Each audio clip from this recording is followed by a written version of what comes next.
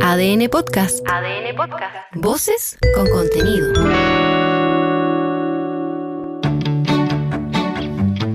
Somos iguales, somos diferentes. Somos 19 millones de temas por conversar. Somos País ADN, con Aldo Schiapacase y Piedad Vergara.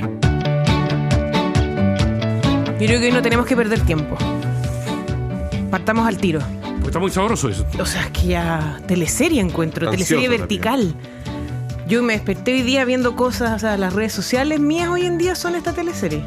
Es que el video de la discusión está genial. Faltó un caletazo. No, la cara de Carol Cariola es lo mejor que ha pasado en el último tiempo. Que solo miraba. Es como solo una sala miraba. de clase, ¿te has fijado? Como una sala de clase que están peleando dos compañeros y uno pone cara así como de ya, tal cual. Ahora, Ana Luz, ¿conviene pelear sentado, no? No, porque cuando tú te quedas sentado y llega alguien a increparte con el dedo, uno asume una posición de desventaja, así del niño retado, la niña que es retada por la autoridad. Pero rápidamente se paró la otra senadora, puso sus manitos en la cintura y... Actitud desafiante. Actitud desafiante. A lo sí. tuyo, dos más. Sí. De aquí, 4 pueblos para allá. Eso. Le llevó, porque la defensa Daniel le lleva dedo. Y yo creo que el dedo, desde Ricardo Lago. Desde Lago. Sí, el dedo impone respeto, ¿no? Sí. Sí, siempre, pero yo siempre he tenido la idea de que se constata la cuestión de que los adversarios más duros siempre están en tu propio sector y no en la vereda al frente. Así se vio. Sí. ¿Y tú definirías la postura de Chicardini como de jarrito de Pomairo, no? Algo así había. Jarroncito de Pomaire. Algo así había, pero yo creo que lo que uno la estaba viendo un poco apocada en este reto y me parece que el cambio de postura la fortaleció, la dejó bien parada en esta... Y un segundo aire. Sí, exactamente.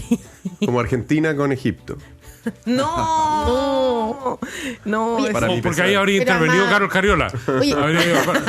No, pero además pongamos más elementos de contexto, porque esto se da en un proceso de negociación que había tenido al otro lado a la senadora Paulina Núñez, que incluso había sido acusada de ingenua. ¿Ah? Entonces pasan dos cosas. Primero, que las mujeres están ahí como al centro de la polémica, en un proceso de negociación bastante intenso, y parece que la senadora Núñez no era tan ingenua y ha logrado mover las fichas. Así que eso desde el punto de vista del análisis político es bien interesante. No, y Así hay que mucho más que vamos hablar para allá. porque después del PPD, sin tanta parafernalia ni tanta...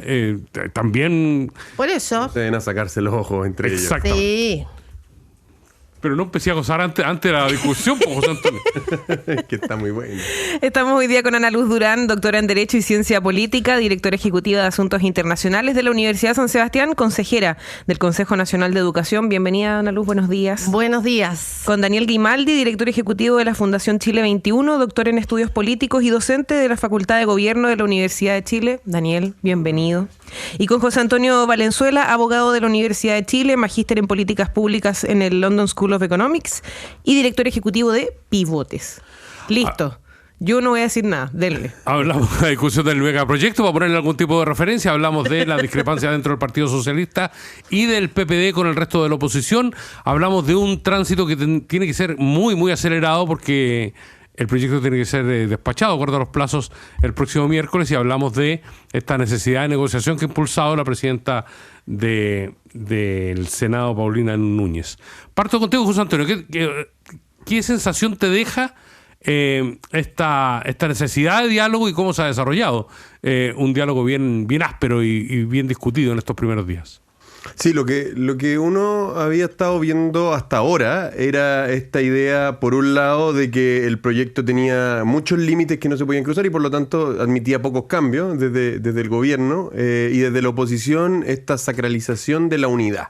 La unidad es el principal fin y cuando la unidad es sagrada, eso le da derecho a veto a muchos de los participantes que uno sabe por sus posturas tradicionales que no hay espacio a llegar a acuerdos. Y a mí me parece que desde el mundo del socialismo democrático esto de poner la unidad de la oposición como el principal aspecto a cuidar, lo transformaba en irrelevante. Es fácil imaginarse cuál es la disposición a negociar del Partido Comunista y el Frente Amplio. Yo creo que sí hay una posibilidad mucho mayor de conversar algunos de estos temas, quizás no todos, con el Partido Socialista, con el PPD. ¿Para qué hablar de la democracia cristiana? Uno habría esperado que la democracia cristiana fuera un actor relevante en esto, pero la unidad se pone como prioridad principal. La senadora Yanna Proboste ha sido como una de las más fervientes defensoras de la unidad de la oposición, y esto se exacerbó tanto que en algún momento se sale un díscolo, se rompe y queda toda la oposición, creo yo, en una posición de mucha incomodidad. Yo creo que esto es un triunfo del PPD, que fueron más pragmáticos, hábiles para negociar. Yo creo que lo que logran además es una mejora del proyecto en uno de los elementos más importantes. Recordemos que acá lo que se negoció es una aplicación escalonada de la invariabilidad, donde a distintos montos de inversión son los niveles de certeza que se le van dando al inversionista. Entonces, para inversiones grandes son 10 años, pero más grandes son 15, y inversiones creo que por sobre 800 millones de dólares estamos hablando ya de 20 años. Entonces logran una mejora importante en una parte relevante del proyecto, lo hacen rompiendo la unidad de la oposición, justamente yo creo por esta intransigencia a negociar aspectos relevantes. Y dejan a la oposición muy fracturada, muy debilitada y muy desordenada de cara a estos días que vienen, que van a ser muy relevantes para la tramitación de este proyecto. ¿Sabes qué? Ahí hay un punto, José Antonio, que José Antonio plantea que podríamos dividirlo como en una tensión. Por una parte, esta búsqueda de los consensos, ¿no? Que lo vimos con la senadora Paulina Núñez, y por el otro lado lo que hizo el PPD, y por el otro lado lo que podríamos llamar como la pureza ideológica. Y yo creo que en este proyecto de mega reforma lo que se ha visto es la tensión como entre estas dos miradas que hay del sistema político, porque una de las cosas que hemos discutido aquí varias veces es que nosotros tenemos un sistema multipartidista para las cosas buenas y para las cosas malas, ¿no? Y finalmente los votantes, lo que hacemos es votamos por alguien que está en un partido político o que se vincula o se asocia a una de las bancadas. Entonces vemos que en este comportamiento de estos partidos hay hoy día un conjunto de partidos que son estos partidos pivotales o los partidos de centro que no lo teníamos muy claro cuáles eran. O sea, yo creo que ninguno de nosotros pensaba que el PPD iba a ser uno de estos partidos que se iban a abrir a lo que se denomina un abridor de llave, ¿no?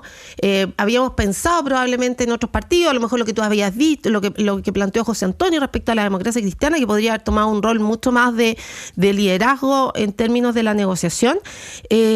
Pero bien interesante, porque incluso el PPD dijo, ¿saben qué? No nos podemos dedicar a administrar pobreza y tenemos que, en una lógica, podríamos decir, de efectividad política, abrirse a podríamos decir, a negociar y a buscar acuerdos que van muy en la línea de lo que la presidenta del Senado ha ido planteando. Entonces, creo que se está dando una tensión bien interesante en que ya las posiciones ideológicas se empiezan a mover, ese maximalismo ideológico de estar ahí parado porque mis ideas y votar en contra porque mi partido, etcétera, se empieza a desdibujar. Y yo creo que eso es interesante porque más allá de que el gobierno tenga los votos para lograr sacar adelante el proyecto, es muy importante que proyectos de esta envergadura, sobre todo en la etapa de implementación de políticas públicas, cuente con un apoyo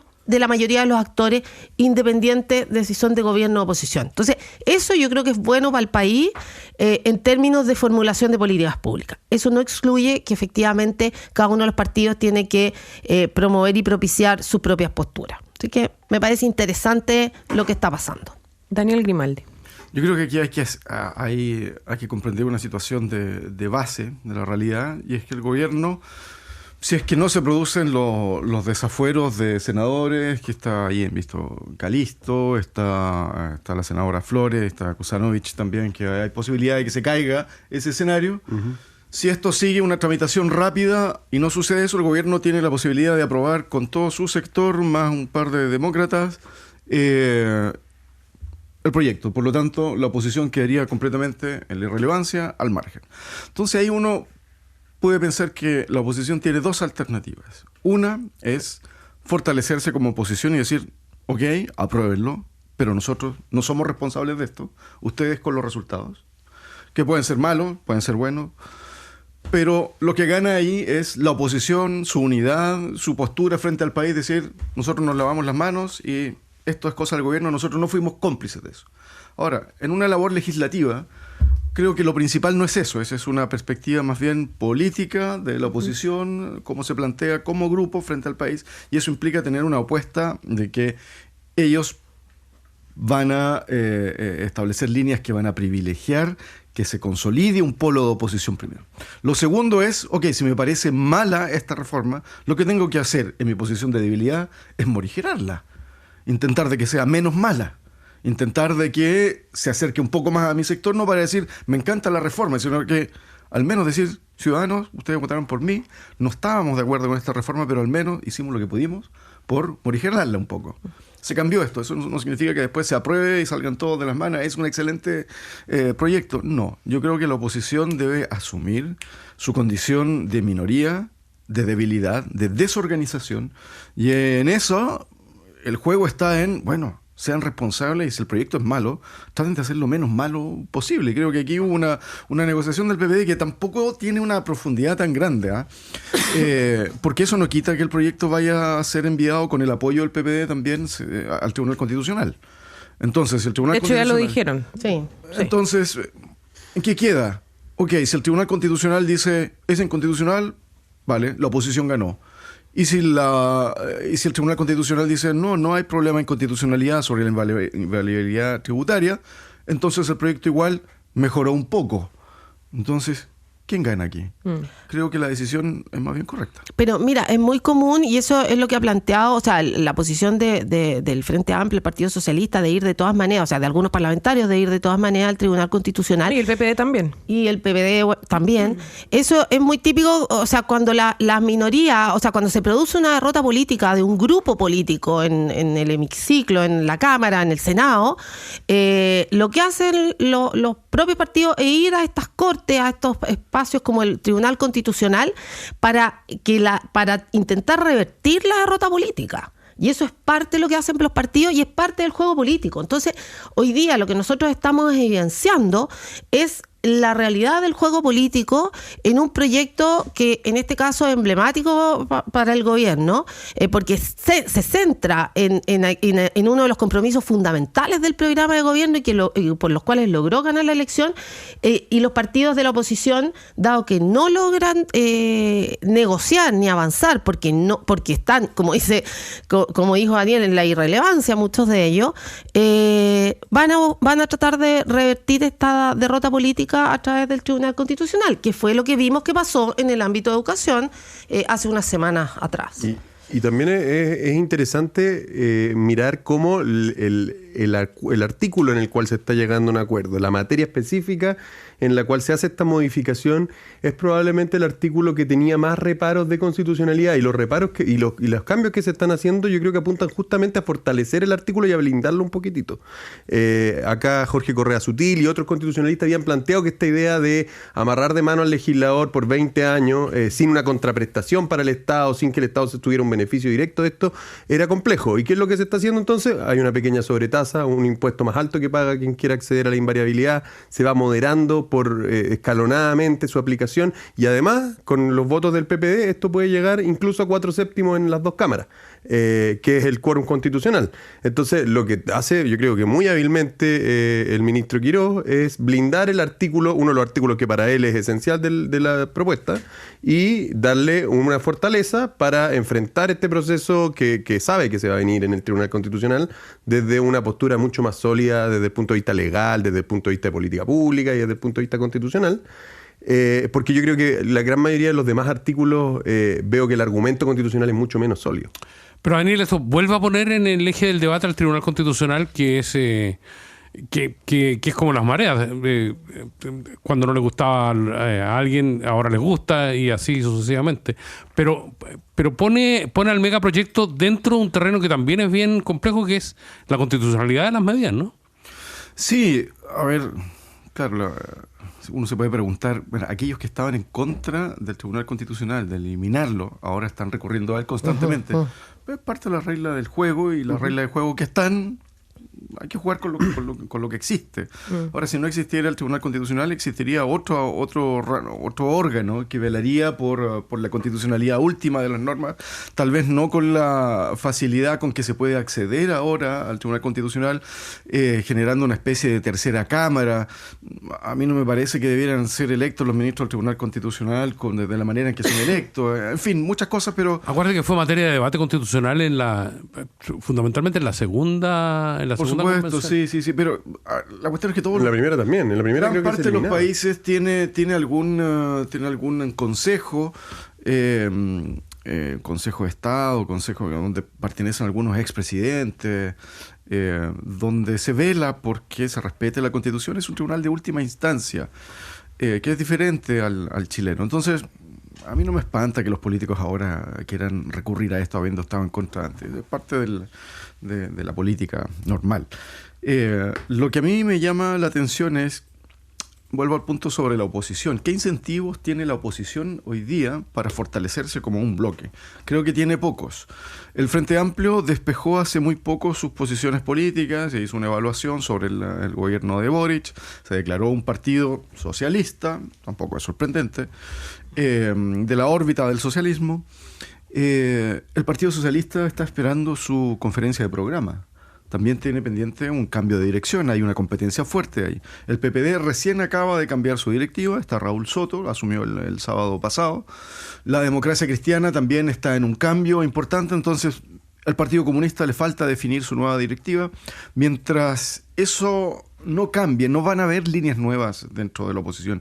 Mientras eso tarde, yo veo difícil que se articule una oposición unificada. Y la amenaza para muchos partidos como el PPD está en el PDG. Si la oposición no se mueve frente a las posiciones que pueda tener el PDG, cae en la irrelevancia. Entonces yo creo también que el PPD está jugando un poco a eso. Tanto en la Cámara de Diputados lo va a hacer como en el Senado. No está el PDG, pero sí marca un precedente importante. El PPD quiere ser un partido que tenga relevancia. No le fue mal en la última elección. Es un partido que tiene vida, tiene que decidir más bien con claridad un proyecto político y desde ahí integrarse al resto de la oposición e intentar articular. El senador Buenchumilla llamó al PS hace poco a que juegue este rol articulador de la oposición, por su historia, por su peso electoral, que cada vez ha ido disminuyendo, hay que reconocerlo. Pero también hay que reconocer que hay una pugna interna muy fuerte al interior del Partido Socialista. No se ven esos liderazgos también con peso histórico que habían antes. Son todos liderazgos de talla mediana, digamos, ¿ah? Y eso complica mucho las cosas para que un partido pueda liderar procesos políticos importantes. De todas maneras, José Antonio, que para el gobierno es un desafío importante porque el Partido Republicano se construyó a sí mismo con poco ánimo de negociar y de dialogar. Hizo oposición de esa manera, hizo una convención constituyente de esa manera y abrió el gobierno de esa manera. Debe ser complejo para republicanos, para Kast y para el mismo Quirós, estar en esta fase de negociaciones donde seguramente actuando del otro lado habrían sido intransigentes en decir que no. A ver, varias cosas, porque solo para tocar el tema del Tribunal Constitucional, muy rápidamente, yo creo que hay que comprender que el Tribunal Constitucional es una protección para las minorías en las democracias modernas. Y como protección para las minorías es razonable que las minorías lo usen y que un poco les moleste cuando no lo son, cuando son mayorías.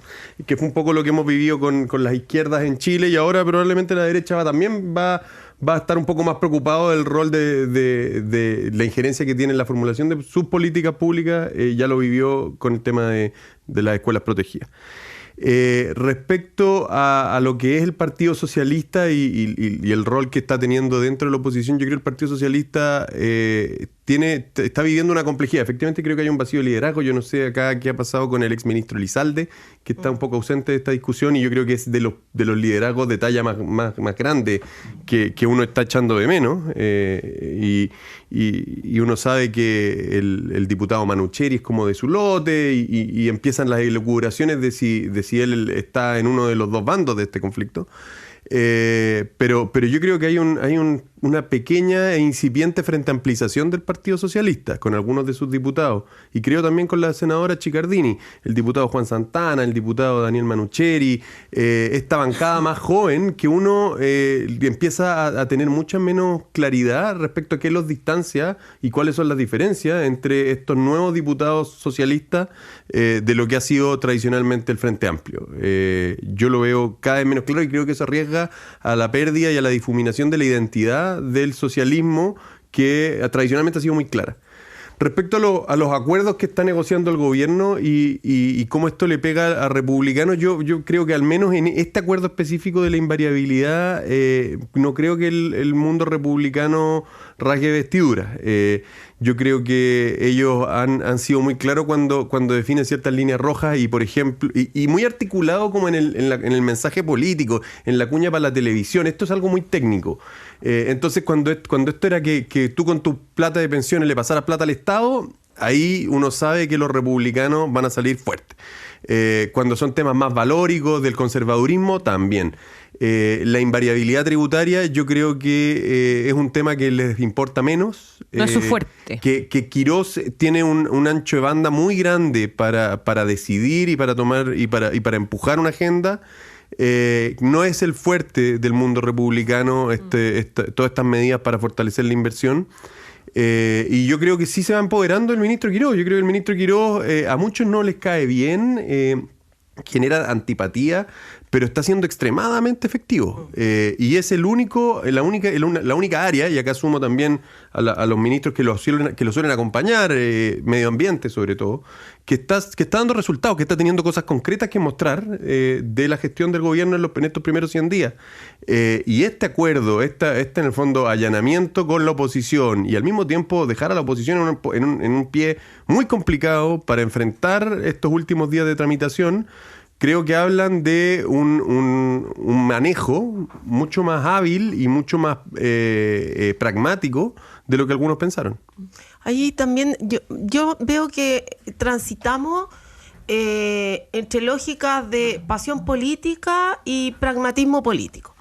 Hoy día vemos que el presidente Kast hizo un llamado explícito a mantener la cohesión de la alianza. O sea, yo creo que eso fue una señal en paralelo entre que se buscaban los consensos y que había este derroche de pasiones en la oposición que no le ayudó mucho a la causa. O sea, no le ayudó nada a su causa. Entonces, creo que este ordenamiento, este llamado a la cohesión ha ido avanzando y puede resultar efectivo, porque pasa lo que planteó José Antonio. O sea, la efectividad que está teniendo el ministro Quirós, que está logrando ordenar las fuerzas políticas en torno a un proyecto, eso es un tremendo éxito, porque logra articular, y eso es muy difícil dada la lógica de partidos y de independientes que tenemos. Entonces creo que va bien encaminado, sobre todo de que el gobierno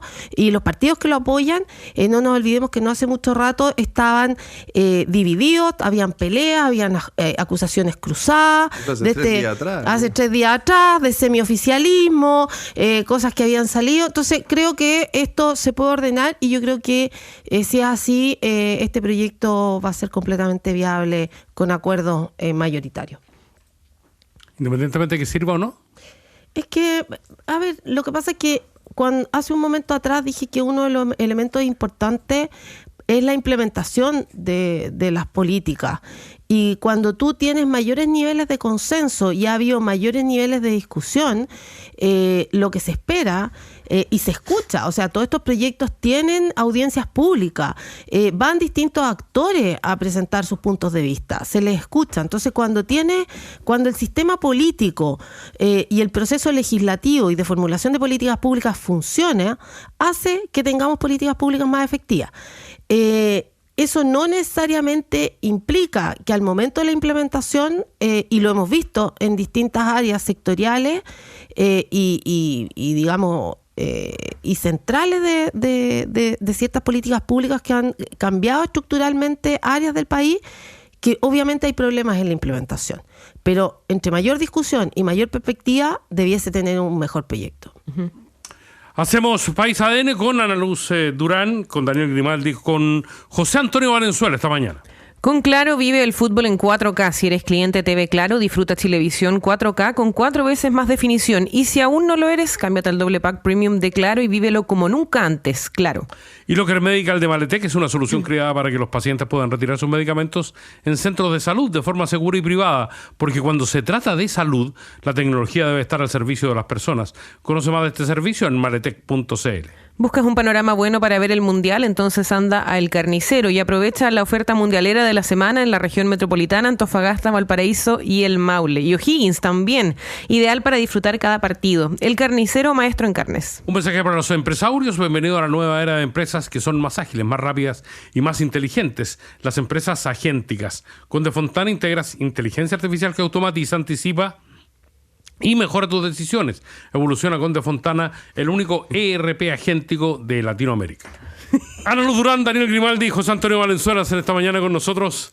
País ADN. Vamos a seguir por ese lado porque hubo un personaje que no mencionamos, pero no sé si lo vamos a comentar. ¿La Contralora? Sí, también. También. O ¿Ya? Flores. O Flores.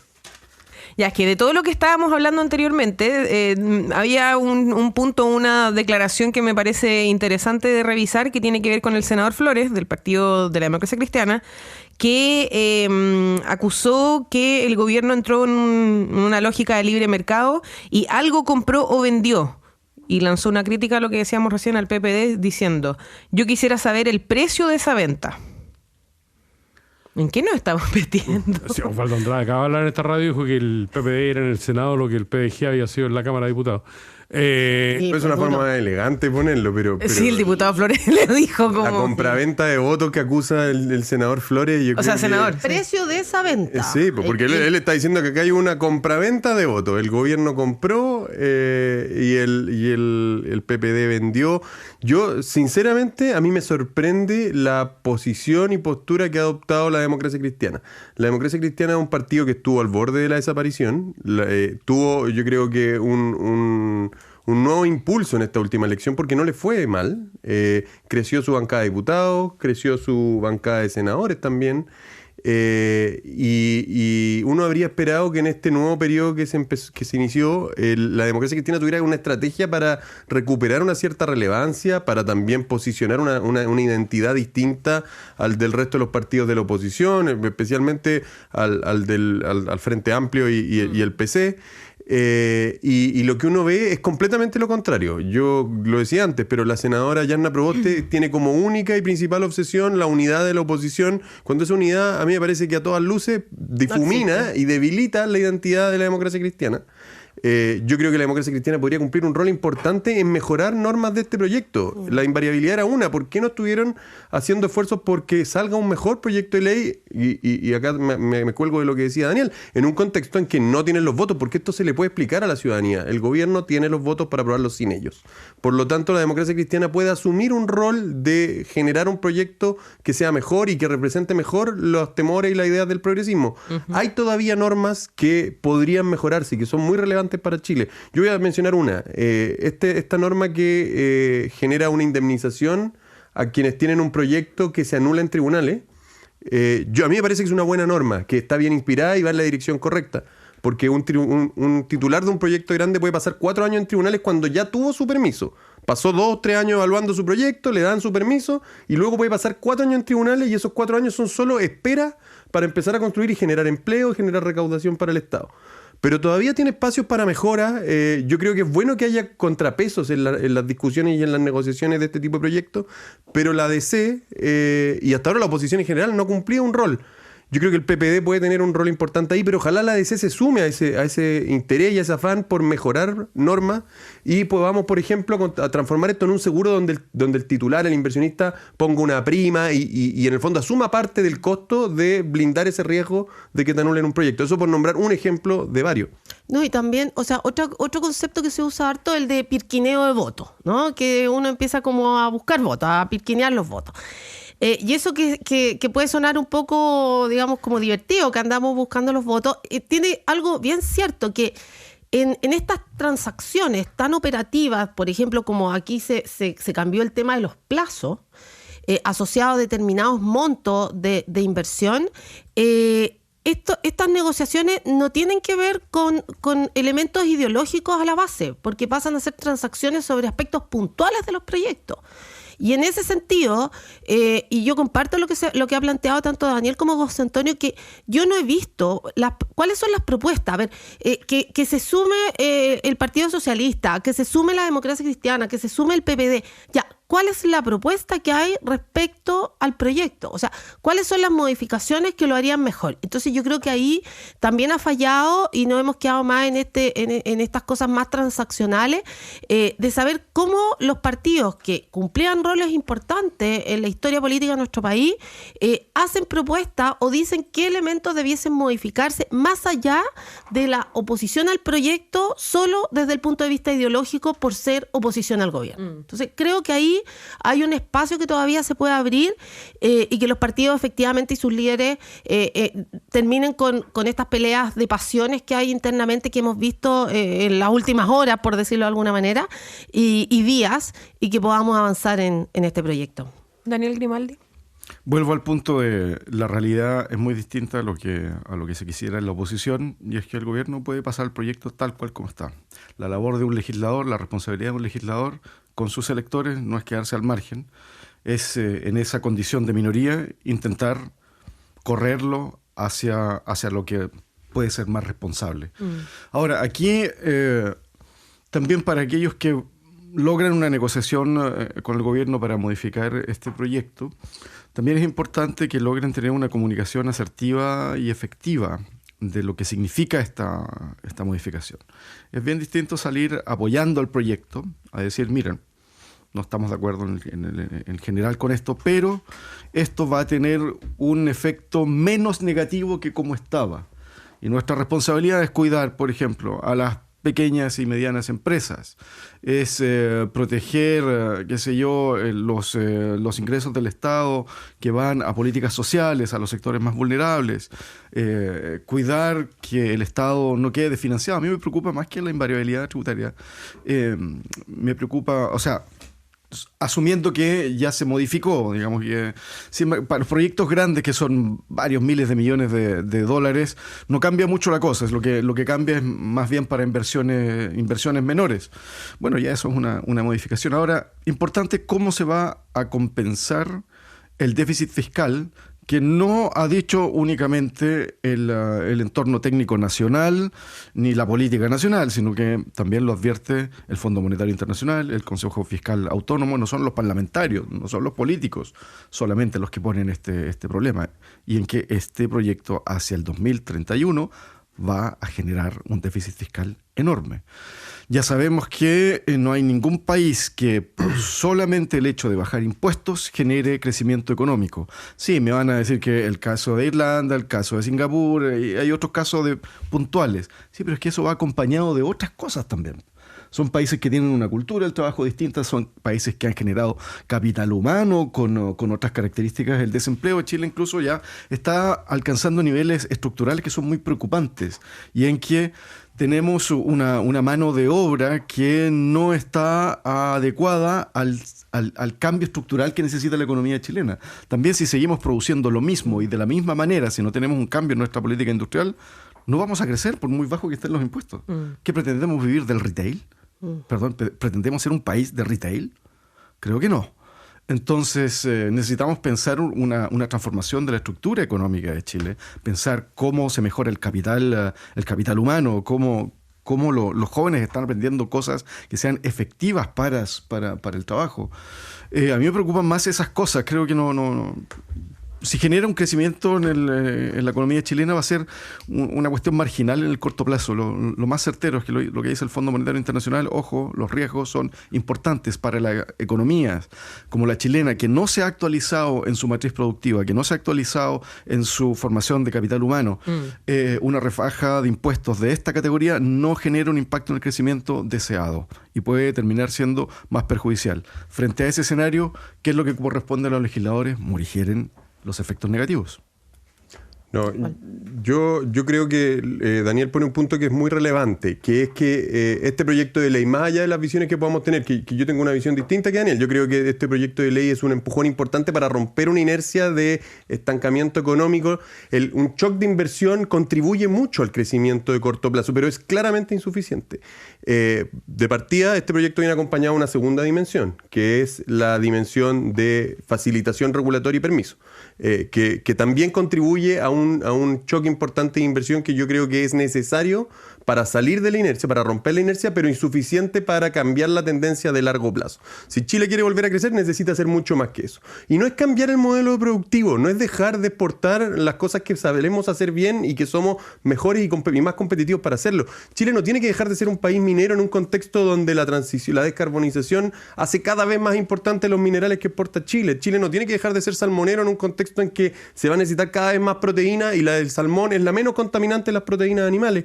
Lo que tiene que hacer Chile es iniciar una serie de transformaciones que van a permitir que eso escale y que eso adquiera un mayor potencial. Necesita un Estado más capaz y para eso se necesitan reformas. Necesita un sistema y una regulación del empleo más dinámica y para eso se necesitan reformas. Necesita una educación que realmente mueva la aguja y para eso se necesitan reformas. Se necesita dejar de gastar todo el montón de plata que gastamos en educación universitaria cuando los problemas están en la educación inicial. Y por supuesto que también necesita diversificar y sofisticar su economía, pero eso no pasa por avergonzarnos de ser un país exportador de materias primas, eso pasa por iniciar ciertos procesos para que el conocimiento permita escalar los procesos que hacemos, mejorar la innovación, mejorar la capacidad de tener procesos asociados a nuestra exportación de materias primas más sofisticados, donde la academia impacte en nuestra matriz productiva. Todas esas cosas hay que hacerlas, pero romper la inercia requiere de un shock de inversión, un shock de inversión que yo creo que estamos empezando a ver, pero que con este proyecto claramente va a escalar y va a aumentar. Y solo una cosa anecdótica, pero es más cagüín que tema de fondo, pero este proyecto, una vez que se apruebe en la Comisión de Trabajo del Senado, pasa a la Comisión de Hacienda. ¿Y saben quiénes son las dos senadoras de oposición de la Comisión de Hacienda? Chicardini y Bodanovich. Exactamente.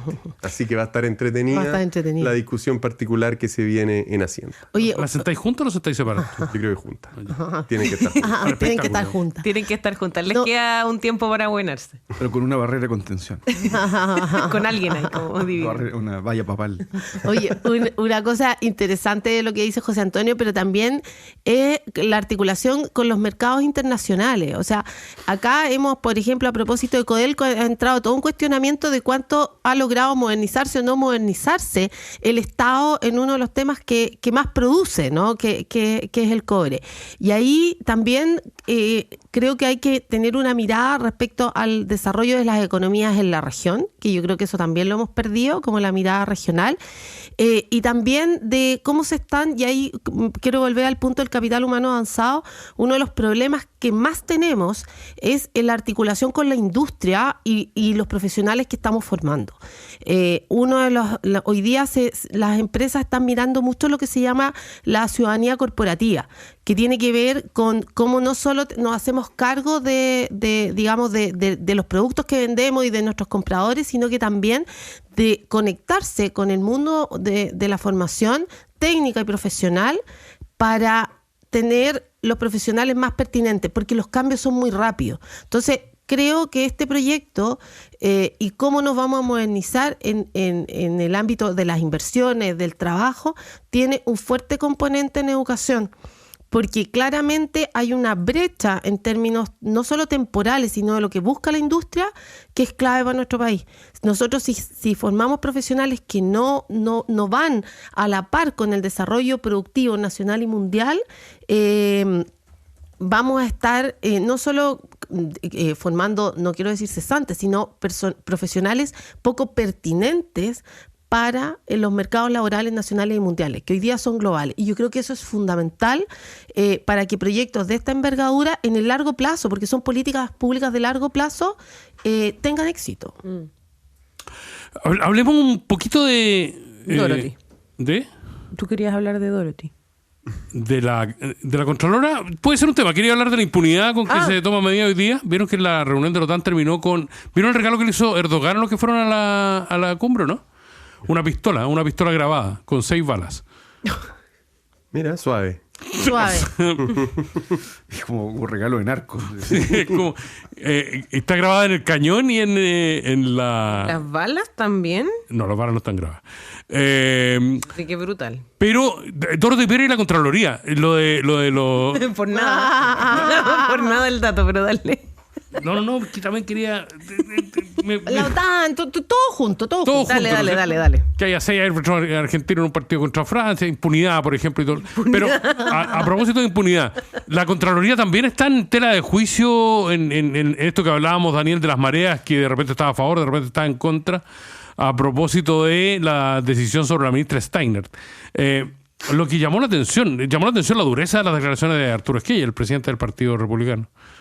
Bueno, yo creo que aquí la Contraloría ha querido correr riesgo la Contraloría.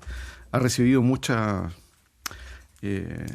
alabanzas por esta actitud proactiva. Y muchas ovaciones, te diría yo. Muchas ovaciones, sí. Algunos he escuchado, no pocos. Que se candidatee. Claro, a la próxima presidenta de la República. Santador. Santador. Todos tenemos stickers de Dorothy. En el Mago de Oz, las califica. Hay cosas divertidas que salen por ahí con eso. Pero está corriendo riesgos y a mí me parece que una Contralora debiera mantener cierta distancia comunicacional, creo yo.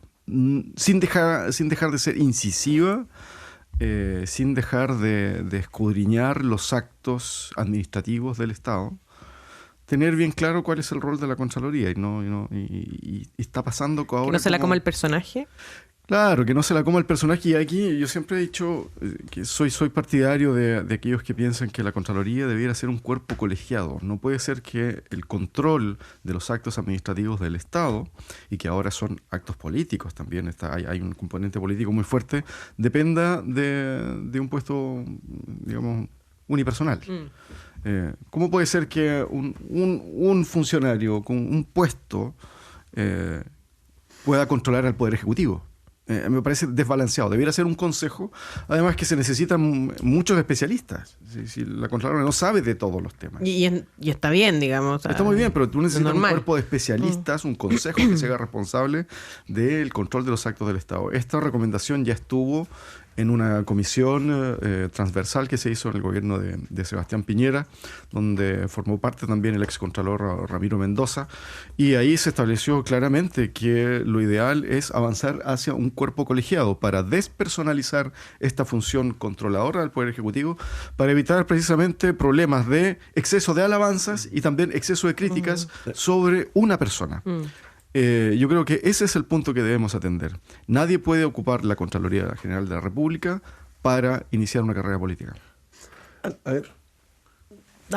Ana Luz Durán. Una cosa muy, muy puntual. O sea, la Contraloría cumple este rol de check and balance, ¿no? De pesos y contrapesos, que es fundamental en términos de, desde el punto de vista conceptual, de nocionar como las instituciones y la institucionalidad de las democracias. Pero aquí vemos que pasó una cosa bien interesante, que este organismo de control, y nosotros lo discutimos acá cuando todavía estaba la ministra Steiner en su cargo, lo discutimos acá del impacto que iba a tener lo que dictaminara la Contraloría, sin saber lo que iba a decir respecto en ese momento a la ministra que estaba ejerciendo el cargo. O sea, nosotros ya discutimos acá que cualquiera fuera el dictamen iba a tener un impacto en el ejercicio del cargo de la ministra. Y eso es bien revelador porque hoy día vemos que la exministra salió contestando,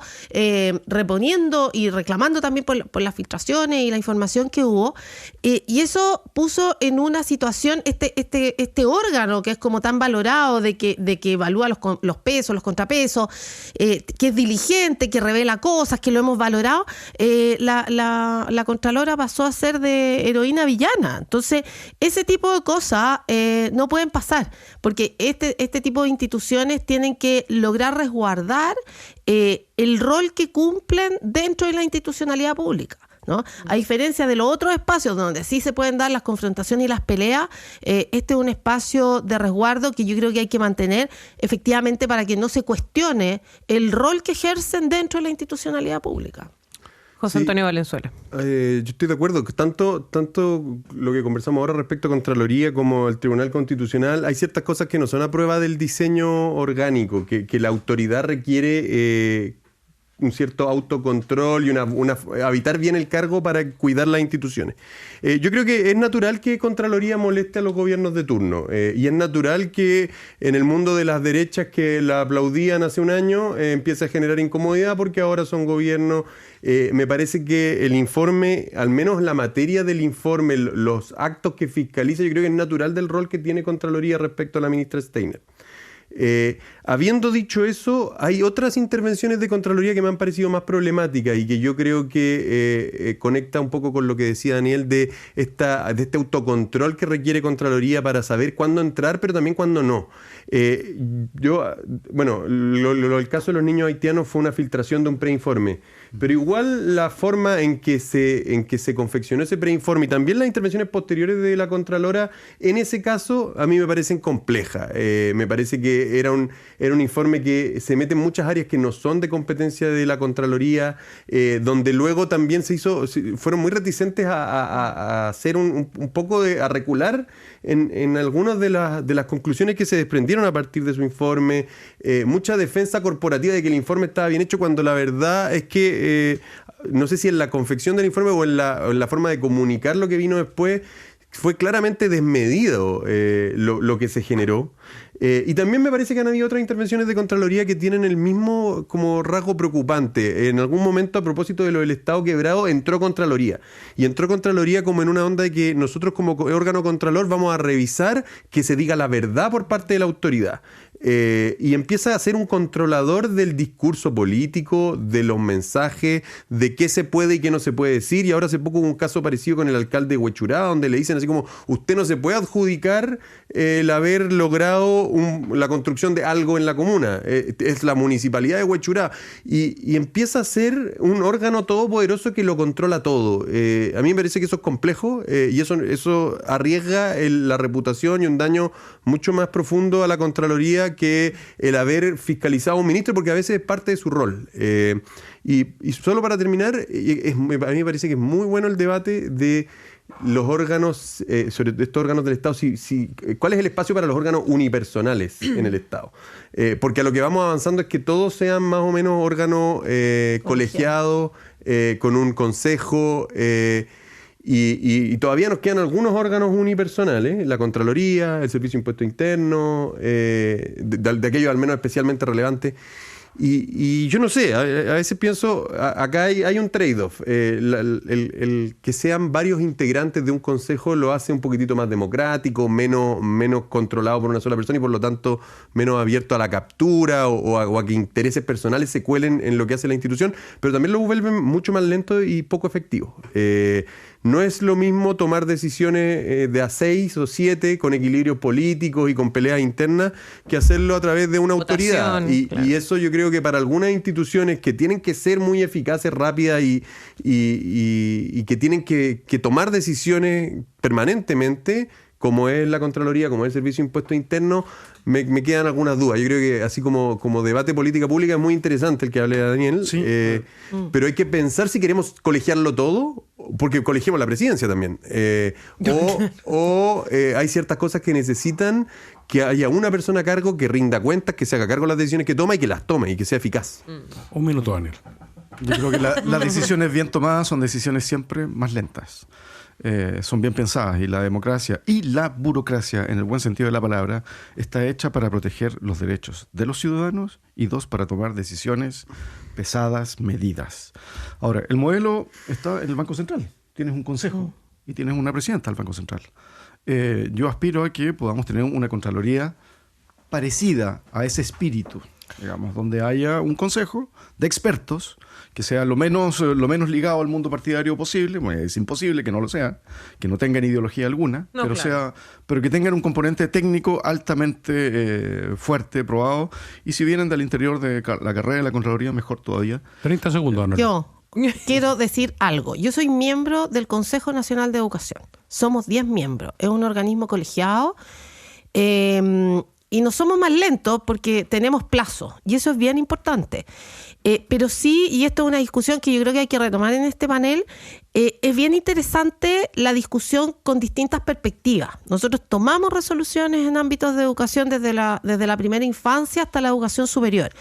Y por lo tanto, el nivel de discusión es alto y muchas veces no llegamos a consenso y adoptamos las decisiones por mayoría, pero sí es un espacio que ha contribuido a mejorar políticas públicas por nuestro rol asesor en la formulación de políticas públicas que tenemos hacia el Ministerio de Educación, y yo valoro ese espacio. No obstante, creo también que hay que mantener ciertos órganos de manera unipersonal, pero no somos más lentos ni eficaces. No, No, ya, pero breve. La reivindicación de los órganos, yo no creo que siempre, o sea, sí, creo en verdad que generalmente van a ser más lentos, lo que no quiere decir que son lentos, pero siempre es más rápido poner de acuerdo a una sola persona en su fuero interno que a varias.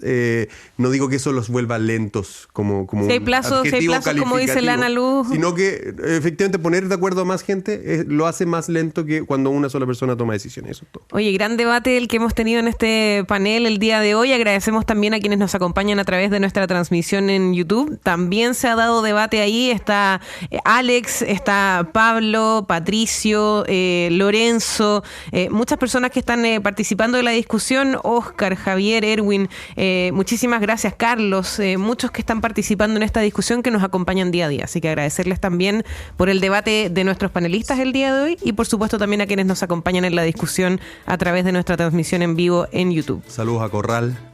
Saludos a Corral. Un gran agradecimiento para Ana Luz Durán, Daniel Grimaldi y José Antonio Valenzuela, que estuvieron esta mañana con nosotros en País ADN. Muchas gracias, muchachos.